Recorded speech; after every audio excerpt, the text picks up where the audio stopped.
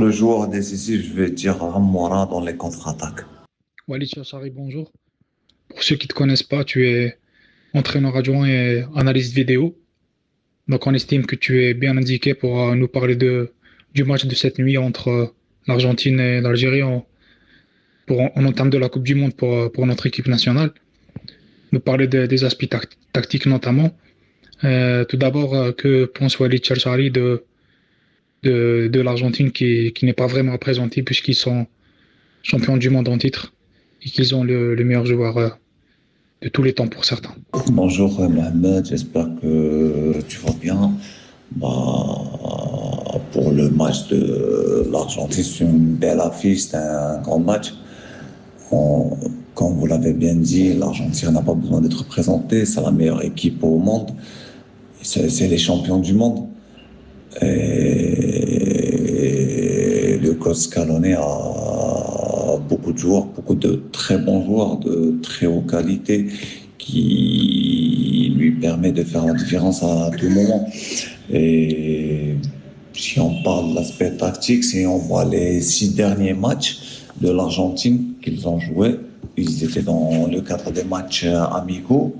Il a, à chaque fois, il a joué avec une tactique différente. Il a joué en 4-4-2, il a joué en 4-2-3-1, en 3-4-3, et chaque match qui est différent de l'autre. Il a joué avec 2 équipes ou 3 équipes, je crois, 2 équipes africaines, une européenne, et le reste c'était des latins. Bon, et à chaque fois, il a changé de tactique. Euh, ce qui montre et c'est ce qui figure que cette équipe a la fluidité de changer de tactique, de jouer sur n'importe quel dispositif. Il a les joueurs pour ça. Il a Messi aussi, le meilleur joueur du monde. Sur le plan tactique, ils sont riches. Si vous voulez plus de détails, contre l'Islande, il a joué en 4-4-2. Contre le Honduras, il a joué en 4-2-3-1. Contre la Zambie, il a joué carrément en 4-3-3. Contre la Mauritanie et l'Angola, il a joué le 3-4-3. Certes, il garde toujours l'ossature de l'équipe, mais avec des changements de joueurs, de placement, c'est tout. Mais il a toujours l'équipe type, elle est toujours présente. Et elle a été toujours présente dans ces matchs amicaux. Ben oui, Mohamed, ce que je crois, dans tous les grands clubs, quand ils ont ce genre de match, ils essaient d'imposer le jeu. Donc, ils vont prendre l'initiative d'essayer de terminer le match le plus tôt possible, de marquer, de prendre l'avantage, de marquer 1 ou 2 buts. Comme ça, ils vont gérer le reste du match. Parce que à chaque minute que ça passe, c'est l'Algérie qui va prendre de confiance. Et je crois que Scaloni, il va miser sur ça. Il va pas laisser l'initiative pour les Algériens. Walid, on a tendance à faire beaucoup de fixettes sur l'attaque et la défense. On sait que l'Argentine a une ligne d'attaque assez explosive avec les Lautaro Martinez, Julian Alvarez et Lionel Messi notamment. Mais il y a aussi leur milieu de terrain qui est très travailleur, chose que les gens ont peut-être négligent peut-être. Il y a Enzo Fernandez, il y a McAllister, il y a aussi Nico Paz qui est très talentueux, qui est passé par le Real Madrid. Donc penses-tu que la bataille du milieu sera décisive pour cette rencontre? Non, mais pourquoi on fixe sur l'attaque beaucoup plus quand on parle de l'Argentine? Parce que si vous passez en revue les matchs de l'Argentine et les buts qu'ils ont marqués, c'est des buts qui ont été marqués, si c'était pas après des balles arrêtées, c'est des buts qui ont été marqués après des transitions. Ils récupèrent le ballon, ils font un pressing haut ou à la perte du ballon, ils exercent un pressing haut et ils récupèrent le ballon et ils vont marquer direct. C'est pour ça on fixe beaucoup plus sur l'attaque. Le rôle du milieu de terrain, là, il est primordial dans la récupération du ballon. C'est pour ça qu'on parle beaucoup plus sur l'attaque que le milieu de terrain.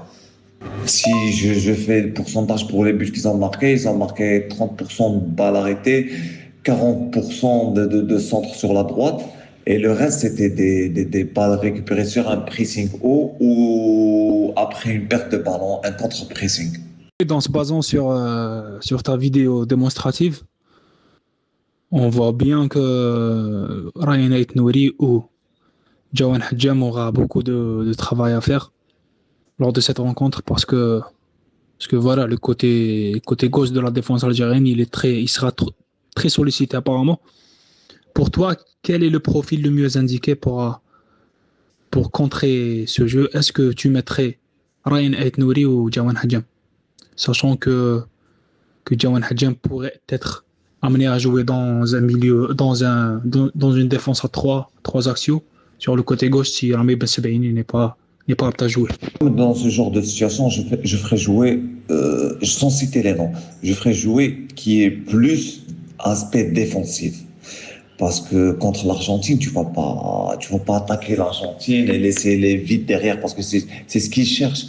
Et si tu leur donnes ça, c'est comme si tu leur as donné un penalty à l'Argentine. Donc, ce qu'il faut faire, c'est fermer ce côté-là, ce côté gauche, notre côté gauche, parce que c'est très primordial. Et en même temps, faut se baser sur la défense, sur le milieu de terrain, parce que l'attaquant, il va fixer les défenseurs pour laisser le numéro 10 qui va venir en support.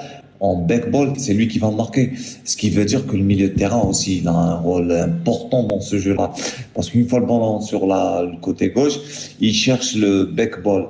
C'est celui qui sera en deuxième. Donc, on en vient à ce que j'ai dit plus tôt, c'est le milieu de terrain qui sera important pour décider du sort de ce match.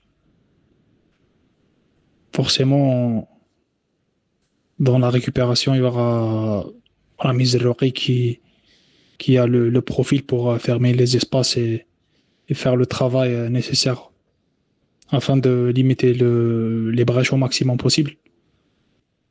Donc, selon toi, est-ce que tu ferais jouer Zerrouri ou Nabil Bentaleb qui est plus indiqué à faire la construction que casser le jeu adverse? Ce genre de match, on joue contre le champion du monde, on joue au premier match de Coupe du Monde. On ne doit pas exposer notre défense à un vide. On a besoin d'un joueur qui récupère les ballons, qui casse le rythme du jeu. Donc, je vois beaucoup plus Zerrouri que Bentaleb pour ce genre de match. Deux dernières questions. Selon toi, quel est le joueur de l'équipe nationale qui pourrait être décisif dans cette rencontre? La deuxième question portera sur le pronostic du match. Est-ce que selon toi, l'Algérie a un coup à jouer ou la logique du papier sera respectée en faveur de l'Argentine? Le joueur décisif, je vais dire Amoura dans les contre-attaques. Amoura, je compte sur lui. C'est du match 1-1. Un partout, Argentine-Algérie. Walid, merci pour la disponibilité. Quant à nous, on prendrait bien le match nul de l'Algérie face à l'Argentine, champion du monde en titre.